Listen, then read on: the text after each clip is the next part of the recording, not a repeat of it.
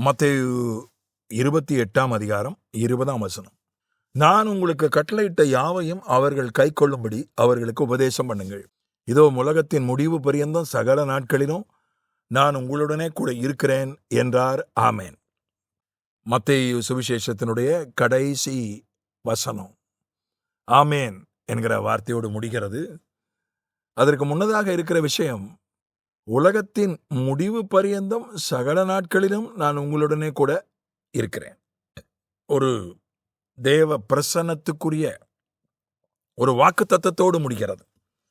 மத்தேயுனுடைய சுவிசேஷம் ஒரு வாக்குத்தத்தத்தோடு முடிகிறது. அதுக்கு ஆமோதிக்கிற வண்ணமாக ஆமேன் என்கிற வார்த்தை அதோடு கூட சேர்க்கப்பட்டிருக்கிறது. மார்க்கினுடைய புஸ்தகம் அதனுடைய முடிவு எப்படி இருக்கிறது என்றால், இங்கே வாக்குத்தத்தத்தோடு முடிகிறது, அங்கே அதுக்கு மேலே ஒரு படி போய் அவர்கள் புறப்பட்டு போய் எங்கும் பிரசங்கம் பண்ணினார்கள். கர்த்தர் அவர்களுடனே கூட கிரியையை நடப்பித்து அவர்களால் நடந்த அடையாளங்களினாலே வசனத்தை உறுதிப்படுத்தினார். ஆமேன். அந்த வாக்கு தத்தம் நிறைவேறினதை சொல்லி ஆமேன் போட்டு முடிக்கிறது மார்க். அவர்களால் நடந்த அடையாளங்கள், அவர்களுடனே கூட கர்த்தர் கிரியை நடப்பித்தார். மத்தேயில புறப்பட்டு போங்க, பிரசங்கம் பண்ணுங்க, நான் உங்க கூட இருக்கிறேன், என்னுடைய சர்வ அதிகாரம் உங்களோடு இருக்கிறது, ஆமேன், அப்படி முடியுது.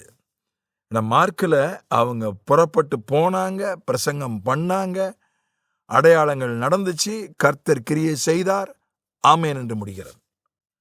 கர்த்தர் வாக்குத்தத்தம் கொடுக்கிறவர் மாத்திரம் அல்ல, அதை நம்பி நாம் செயல்படும் போது ஆண்டவரும் நம்மோடு கூட சேர்ந்து செயல்படுகிறார், அடையாளங்களை நடத்துகிறார் என்பதை மார்க் புஸ்தகம், மார்க்கினுடைய முடிவுரை உறுதிப்படுத்துகிறது.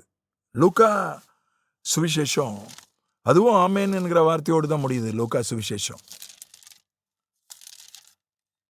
அது வாக்கு தத்தத்துக்கும் ஊழியத்துக்கும் நடுவில் இருக்கக்கூடிய ஒரு விஷயத்தோடு முடிகிறது. கடைசி 2 வசனங்கள் லூக்காவில், அவர்கள் அவரை பணிந்து கொண்டு மிகுந்த சந்தோஷத்தோடு எருசலேமுக்கு வந்து நாள்தோறும் தேவாலயத்தில் தேவனை புகழ்ந்து துதித்து கொண்டிருந்தார்கள். ஆமேன். ஏதோ வாக்குத்தத்தம் மாத்திரமல்ல, அந்த வாக்குத்தத்தத்தின்படி செயல்படும் போது அடையாளங்களை, தேவனுடைய கிரியைகளை பார்ப்பது மட்டுமல்ல, ஒரு சந்தோஷம், மிகுந்த சந்தோஷம், மிகுந்த சந்தோஷத்தோடு எருசலேமுக்கு திரும்பி வந்து நாள்தோறும் தேவனை புகழ்ந்து துதித்து கொண்டிருந்தார்கள். ஆமேன் என்று லூக்கா முடிக்கிறது. சந்தோஷம், துதி, இதோடு கூட லூக்கா முடிகிறது. மார்க்கு அடையாளத்தோடு தேவனுடைய கிரியைகளோடு முடிகிறது. நம்ம வாழ்க்கையில வாக்குத்தத்தமும் தேவை, தேவனுடைய கிரியைகள் அடையாளங்களும் தேவை. இது மட்டும் போதாது, ஒரு சந்தோஷம் நமக்கு தேவை. சந்தோஷம் இல்லைன்னா அது செத்த வாழ்க்கை, அது அர்த்தமற்ற வாழ்க்கை. வாழ்க்கையில எல்லாம் இருந்து சந்தோஷம் இல்லைன்னா இந்த வாழ்க்கை வீணான வாழ்க்கை. ஒண்ணுமே இல்லை, சந்தோஷம் மட்டும் இருக்குன்னா போதும், அதை வச்சு வாழ்ந்துடலாம். எல்லாம் இருக்கு, சந்தோஷம் இல்லைன்னா அது வாழ்க்கை வீண்.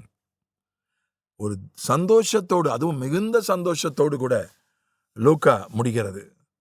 யோவான் எப்படி முடிகிறது என்றால், யோவான் முடியவே இல்லை, அங்க ஆமேனே போடலை. யோவான் கடைசி வசனம் சொல்கிறது, இயேசு செய்த வேற அநேக காரியங்களும் உண்டு, அவைகளை ஒவ்வொன்றாக எழுதினால் எழுதப்படும் புஸ்தகங்கள் உலகம் கொள்ளாது என்று எண்ணுகிறேன். இயேசு 3 வருஷத்துல 3500 வருஷத்துல செய்ய வேண்டியதை செஞ்சிட்டாரு. அவருடைய பார்வைக்கு ஒரு நாள் 3000, இன்னும் சொல்ல போனா 10,000 வருஷம் சொல்லலாமோ. ஆமா,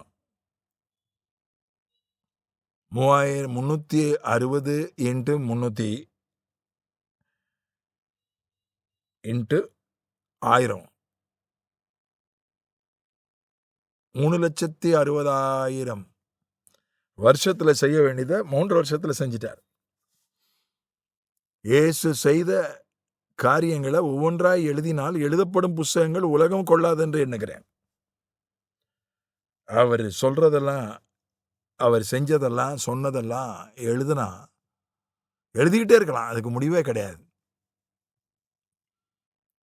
அப்படின்னா நீங்க எழுதுங்க, அவரை பத்தி எழுதுங்க என்கிற ஒரு கருத்தோடு யோவானுடைய புஸ்தகம் முடியல. அது முடியாமலேயே ஆமேனே போடல. முடிவுரை அப்படின்றது ஒண்ணு இல்லாமலேயே முடிஞ்சிருது யோவானுடைய புஸ்தகம். எழுதுங்க. எழுதுறது அப்படின்றது ஒரு பெரிய விஷயம். சொல்றது மட்டும் இல்லை, எழுதணும். வாட்ஸ்அப்பில் எழுதலாம், எஸ்எம்எஸ்ல எழுதலாம், ஃபேஸ்புக்கில் எழுதலாம், இன்ஸ்டாகிராமில் எழுதலாம், எக்ஸில் எழுதலாம், எதில் வேணால் எழுதலாம். புஸ்தகமாக எழுதலாம், கைப்பிரதியாக எழுதலாம், எப்படி வேணால் எழுதலாம். ஆண்டவருடைய காரியங்களை, அவருடைய கிரியைகளை எழுதணும். எழுதுவது அது ஒரு பெரிய அனுபவம், அது ஒரு பெரிய ஆசீர்வாதம், அது ஒரு பெரிய டிசிப்ளின். எழுதுறது ஒரு பெரிய டிசிப்ளின். பெரும்பாலும் இந்த எழுதுகிற பழக்கம் அந்த மாணவனா கல்லூரியில் பள்ளிக்கூடத்தில் இருந்த பிறகு அநேகருக்கு அது இல்லாமல் போய்விடுகிறது, எழுதுகிற பழக்கம். இப்போ சமூக ஊடகத்திலையும் தொழில்நுட்பத்திலையும் வாயில் பேசினாலே எழுதுறதுக்கு, டைப் பண்ணுறதுக்கு தொழில்நுட்பம் வந்துடுச்சு. இப்போ எதுவுமே டைப் கூட பண்ண வேண்டாம், வாயில் சொன்னாலே, இன்னாருக்கு ஃபோன் பண்ணுங்கன்னு சொன்னாலே மொபைலே ஃபோன் பண்ணிடுது. இதை தேடு அப்படின்னு வாயால் சொன்னாலே அதை தேடி கொடுத்துருது. கூகுள்லேயோ விக்கிபீடியாவிலையோ இதுலேயே தேடிடலாம். இப்போ வாயில் டிக்டேட் பண்ணாலே டைப் பண்ணிடுது. அந்த மாதிரி தொழில்நுட்பம்லாம் வந்துடுச்சு. அதனால் எழுதுறதே கிட்டத்தட்ட அற்று போய்விட்டது.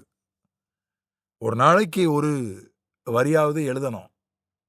ஆண்டவர் ஒரு நாளிலே ஆவியானவர் என்னோடு பேசினார். ஒரு நாளைக்கு ஒரு பக்கம் எழுதும்படி எனக்கு அவர் ஆலோசனை சொன்னார்.